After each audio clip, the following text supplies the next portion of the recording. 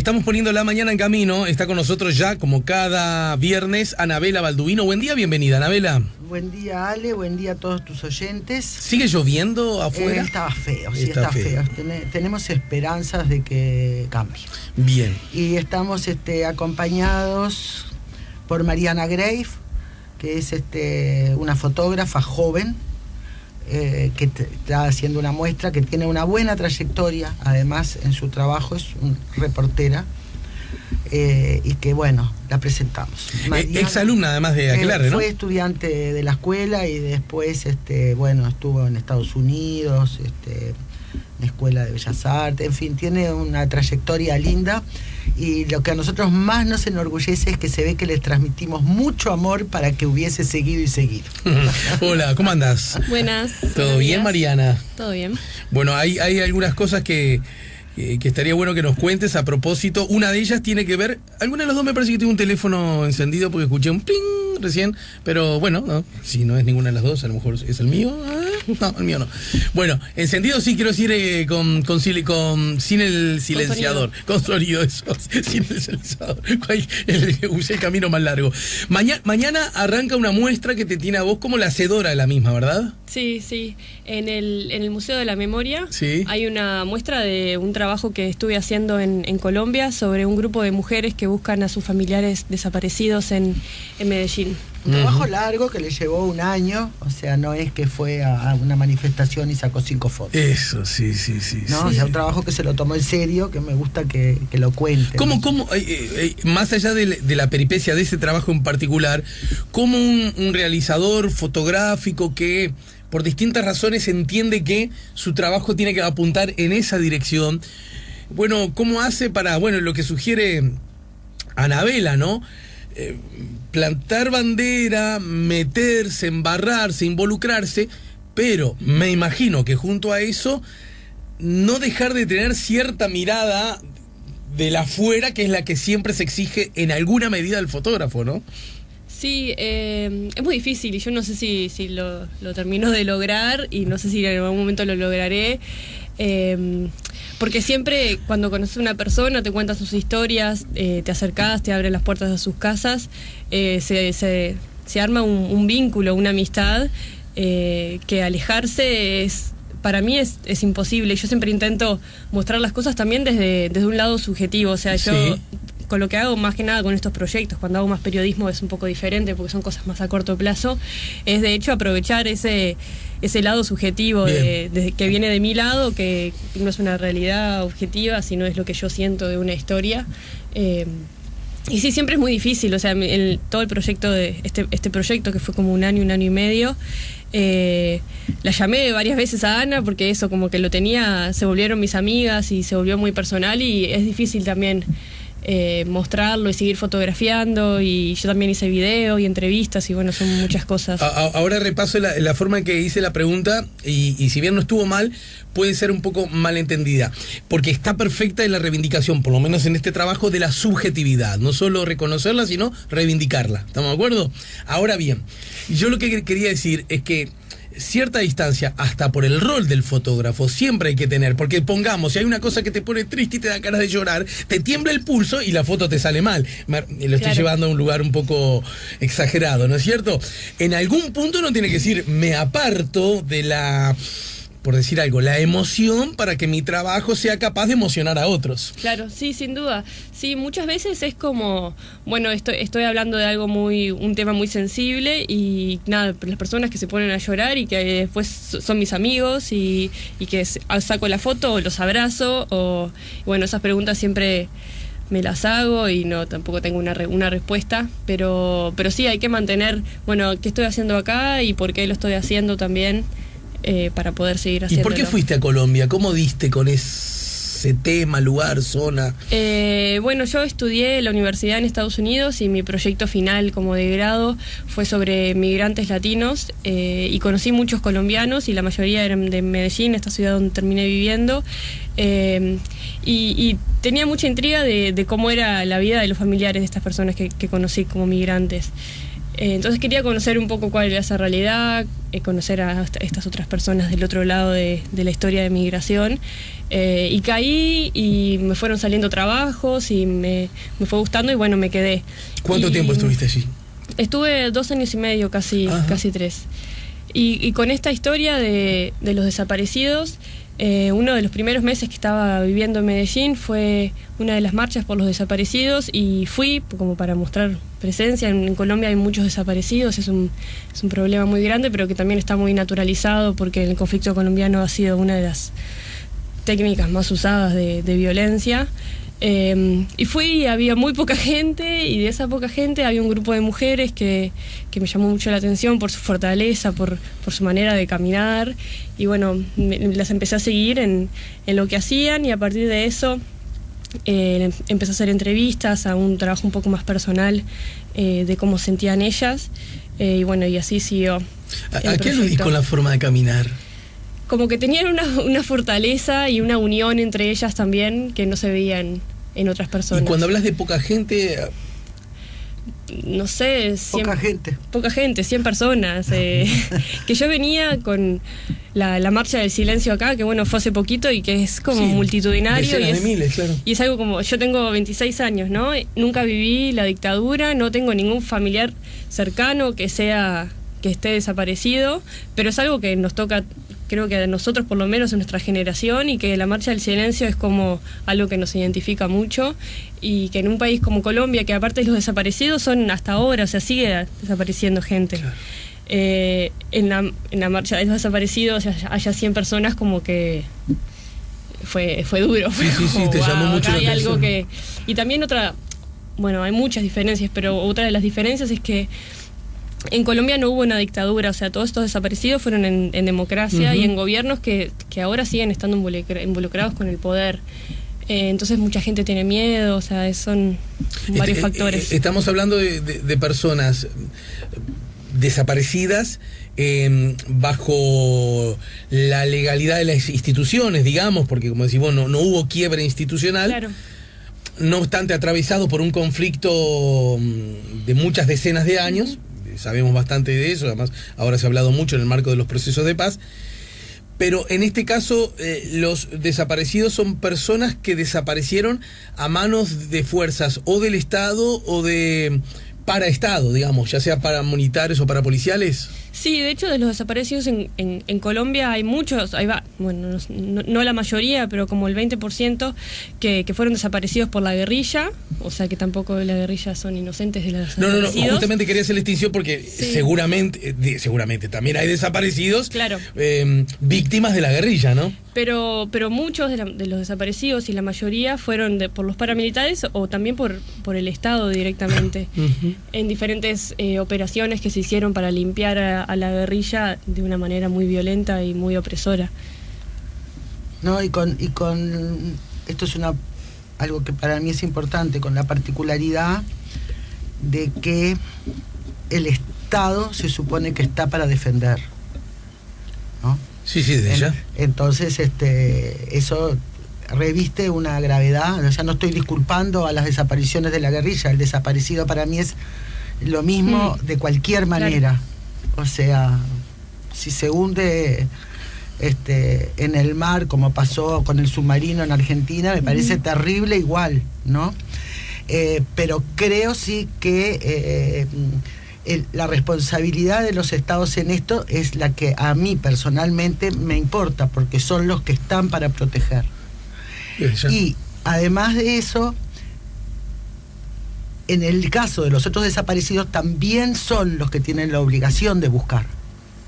Claro, incluso en los casos... En los casos en que la desaparición no haya sido culpa del Estado. Claro, pero además, volviendo al principio que yo comparto, que es la distinción de cuando el delito es provocado, lo digo, a mí no me tiembla nada, por una manga de delincuentes, ponele, sí. De cuando el delito es protagonizado por el Estado, porque aún en la circunstancia que el Estado sea el agredido, que muchas veces lo es, justamente por ser el Estado no tiene que entrar en la lógica de la agresión de igual característica.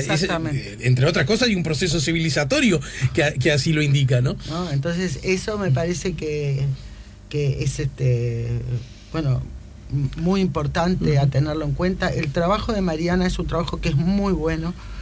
Quiero decir además que estas mujeres se están buscando en un basurero que se sigue usando, ¿no? Que eso también suma. Literal, Mariana, un basurero. Sí, basurero literal. Un basurero literal. Estas mujeres son de un barrio de Medellín que se llama la Comuna 13, que es bastante a la periferia de la ciudad y muy pobre también. Y en el 2002 hubieron varias operaciones que se llamaban operaciones de paz, que era para sacar a la guerrilla de estas zonas. Y una de ellas fue la Operación Orión, que fue como la más fuerte en octubre del 2002. Y ahí es donde empezaron a desaparecer a gente y todos veían que se llevaban en camiones de basura, se llevaban a gente y esa gente nunca más volvía. Mariana, ayúdanos porque vos obviamente tenés más información que el promedio de cualquiera de nosotros. Cuando uno escucha hablar de la guerrilla de Colombia y yo además necesito honesta y éticamente que sepan los oyentes y que sepan ustedes también que yo tengo una visión inmensamente crítica de la guerrilla, fundamentalmente en las últimas décadas, ¿no? No obstante, acabo de decir lo que acabo de decir con relación al Estado y al rol, o sea, sé distinguir una cosa de la otra. De todas maneras, yo tenía asociada mucho a la acción de la guerrilla y a su influencia en las zonas más selváticas, la de más difícil acceso, incluso aquellas donde ni siquiera el Estado llega en ninguna de sus expresiones. Vos me estás hablando de una ciudad que, si no me equivoco, es la segunda más importante de Colombia, ¿no?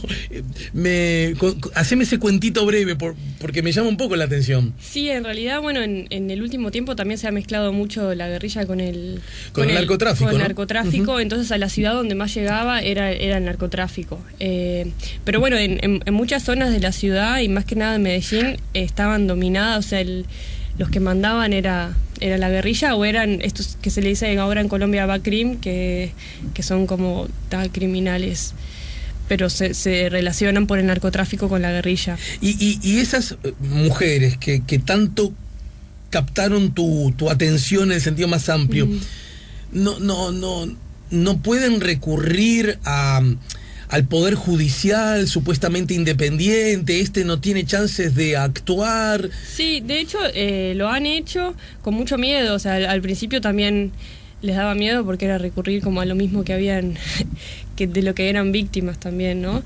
Pero lo han hecho a lo largo del tiempo y de hecho una de las cosas que yo estuve fotografiando cuando estuve ahí se empezó a excavar este basurero que está ahí cerca de su barrio por una orden judicial. Pero se empezó a excavar en una parte muy chiquita y solamente con lo que decía uno de los victimarios, o sea, uno de los coroneles que estaba a cargo en ese momento.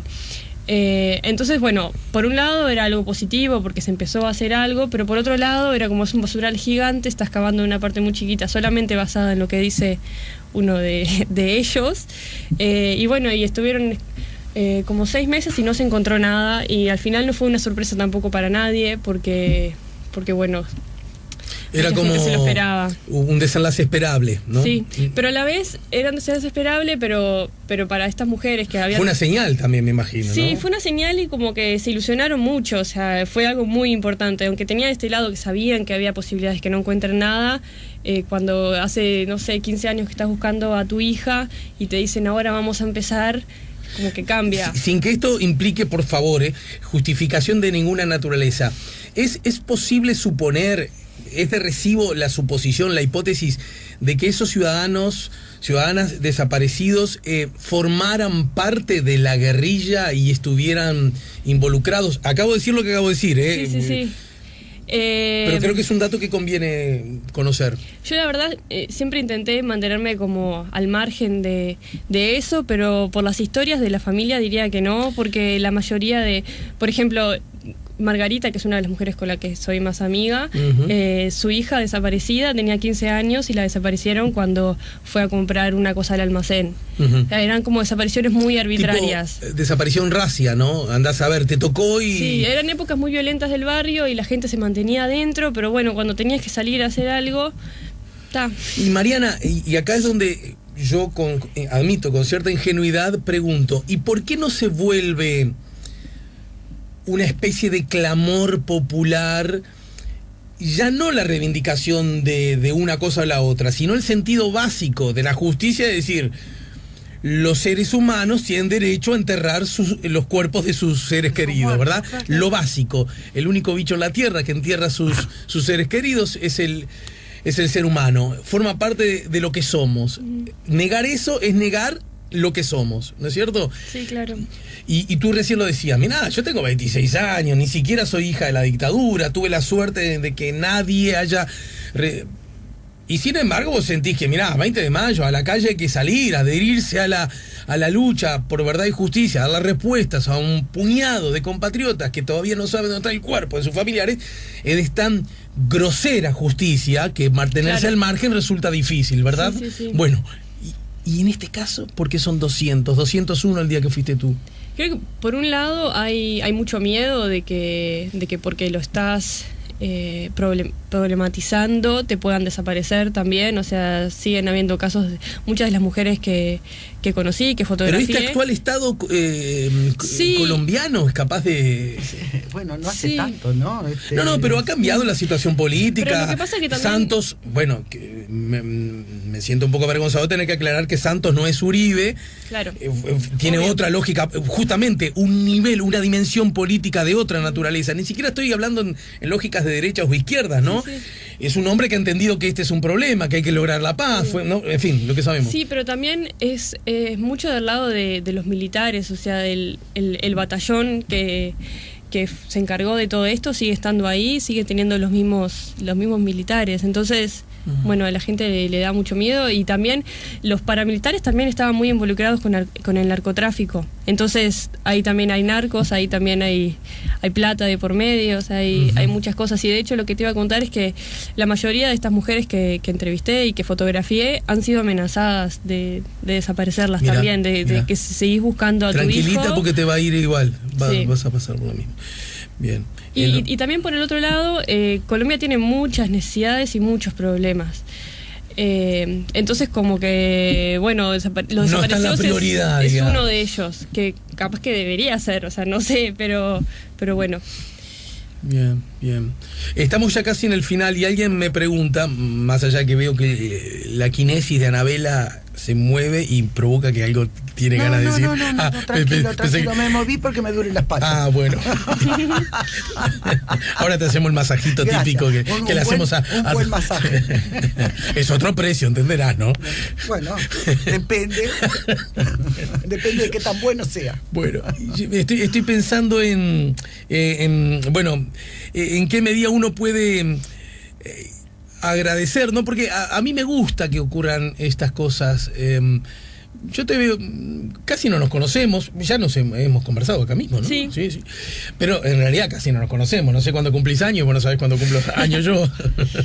Porque no ven el Facebook. Claro, esta es la definición de conocer a una persona. Es verdad, tenés razón, solo porque no bien metida, eso es verdad. Ahora podés conocer el cumpleaños de alguien y ni siquiera ser amigo de... Bueno, no, lo que trato de decir es que a mí me congratula que de algún punto alguien que tiene un oficio, un arte, la fotografía, se sienta con ganas de involucrarse de la perspectiva humana, ¿no? Que es la que nos pertenece a todos, porque es así que es. Claro. Es horizontal. Todos somos bichos humanos, todos. Algunos hablan una lengua, otros hablamos otra. Algunos se emocionan bajo una bandera, otros otra. Habemos algunos que decimos que está bien emocionarse con el tema de la bandera, pero no hay que creérsela mucho. Bueno, ¿no? En todo caso, estamos arriba del planeta todos.